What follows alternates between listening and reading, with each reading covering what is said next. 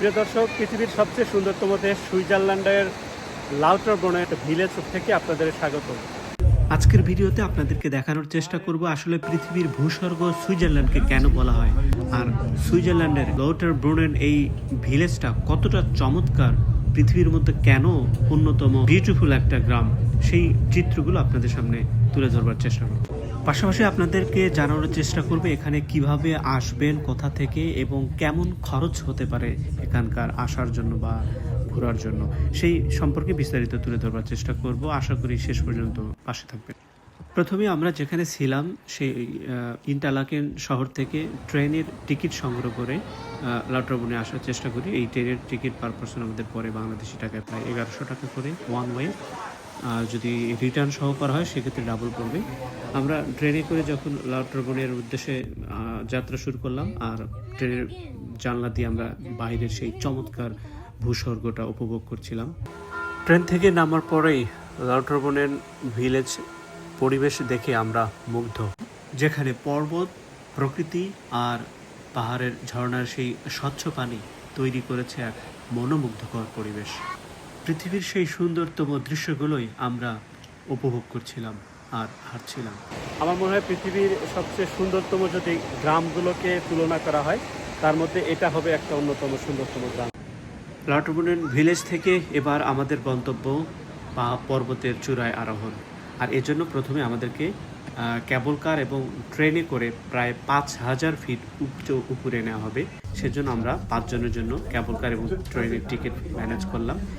এখানে আবার 5 জনের জন্য টিকিটে প্রায় 16,000 টাকার মতো লেগেছে, যেখানে প্রতি জনের জন্য প্রায় 3,000 টাকা বলা যায়।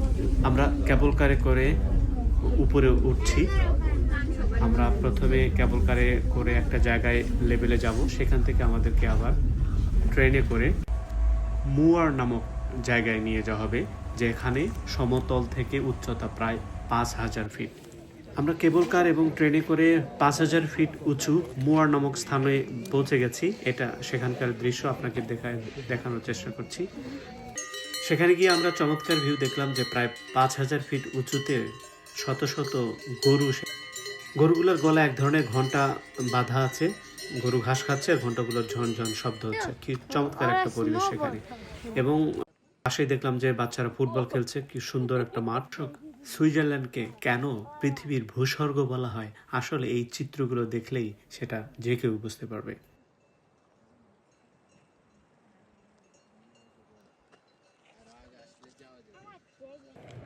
প্রিয় দর্শক, আমি এই মুহূর্তে পাহাড়ের একদম উঁচুতে ওঠার, আমার ফ্যামিলির আরও কয়েকজন সদস্য ছিল ওঠার জন্য, নিচে তারা অবস্থান করছে।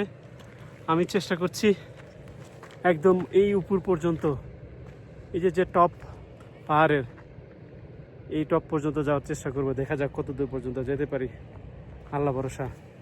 তবে অনেক মজা লাগছে, কারণ এই যে রাস্তাগুলো ভালো, এত সুন্দর রাস্তা করছে একদম উপরে ওঠার জন্য। আমার সফর সঙ্গীরাও চেষ্টা করছে পর্বতের চূড়ায় উঠবার, কিন্তু তারা একটু ক্লান্ত, পরিশ্রান্ত। আমরা ওই উপরে যাব, টপ, দেখা যাক। এখান থেকে আপনাদেরকে একটু পাহাড়ের এই পর্বতের উপরের দৃশ্যগুলো দেখানোর চেষ্টা করছি, কিভাবে পাহাড় থেকে সেই বরফগুলো গলে ঝর্ণার পানি হয়ে নিচে নেমে আসছে। এটা পর্বতের সর্বোচ্চ চূড়ায়, যেখানে আইস জমে গেছে। সেখান থেকে একদম নিচে দেখানোর চেষ্টা করছি কত উঁচুতে আমরা এখন অবস্থান করছি। তবে কিছুক্ষণের মধ্যেই একটা বিপত্তি ঘটে। আমরা যখন চেষ্টা করছিলাম উপরে উঠবার জন্য, হঠাৎ করে আবহাওয়াটা চেঞ্জ হয়ে যায়। হঠাৎ করে ওয়েদারটা খুবই খারাপ হয়ে গেল। যে চূড়ায় যাওয়ার প্ল্যান করছিলাম, প্রায় 7,500 ফিট উঁচু পর্যন্ত ওঠার পরে আর সম্ভব হচ্ছে না, কারণ এখানকার একজন গাইড এই মুহূর্তে জানালো যে ওয়েদার খুবই খারাপ হয়ে যাচ্ছে, কিছুক্ষণের মধ্যে আরও বেশি খারাপ হয়ে যাবে। সো আর উপরে না যাওয়াই ভালো। এখন আবার ফেরত যাচ্ছি। আর বেশি না, মনে হয় 1,000 ফিটের মতো উঠলেই আমরা সর্বোচ্চ চূড়ায় যেতে পারতাম, বাট ওয়েদার খুবই খারাপ হয়ে যাচ্ছে। একদম চতুর্দিকে এই যে প্রচুর পরিমাণে স্নো পড়ছে, আর হয়তোবা আরও বেশি খারাপ হয়ে যাবে বা বৃষ্টিও পড়তে পারে, এই জন্য খুব দ্রুত ফিরে যাচ্ছি। তো প্রায় 1.5 থেকে 2 ঘন্টা ধরে হেঁটে হেঁটে আমরা এই উঁচুতে উঠছিলাম। এখন আবার প্রায় সেই 1.5 থেকে 2 ঘন্টা হেঁটে আবার নিচে নামতে হবে মুয়েন পর্যন্ত। মুয়েন থেকে আবার একটা ট্রেন আমাদের নিয়ে যাবে আরও কিছু প্রায় 25 মিনিটের মতো ধরে নিচে। তারপরে আবার সেখান থেকে একটা ড্রাম ট্রেন আছে, কেবল কার, যেটা কেবল কারে আবার যাব আরও প্রায় 5000 মিটার নিচে।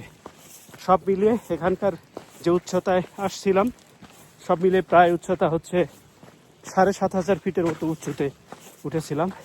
সেখান থেকে আবার ফেরত যাচ্ছি একদম সমতলে। সর্বোচ্চ চূড়ায় যাওয়ার ইচ্ছা ছিল, কিন্তু সেটা পূরণ হলো না। ধন্যবাদ। এরপর আমরা আবারও সেই ট্রেন এবং ট্রেন থেকে নামার পর আবার কেবল কার দিয়ে একদম নিচের সমতলে নামছি, আর পাশাপাশি সেই কেবল কারের জানালা দিয়ে বাইরের চমৎকার দৃশ্যটা উপভোগ করছি। কত উঁচুতে আমরা উঠেছিলাম, আর নিচের যেই বসতিগুলো আমরা দেখতে পাচ্ছি। আমরা ফিরছি লাটারবুনেন ভিলেজ থেকে আমাদের ইন্টারলাকেন হোটেলে। তবে এই দৃশ্যগুলো কোনোভাবেই দৃশ্যপট থেকে মুছে ফেলতে পারছি না। দর্শক, আজ এ পর্যন্তই। ভালো থাকুন, সুস্থ থাকুন, আবার দেখা হবে নতুন কোনো পর্বে।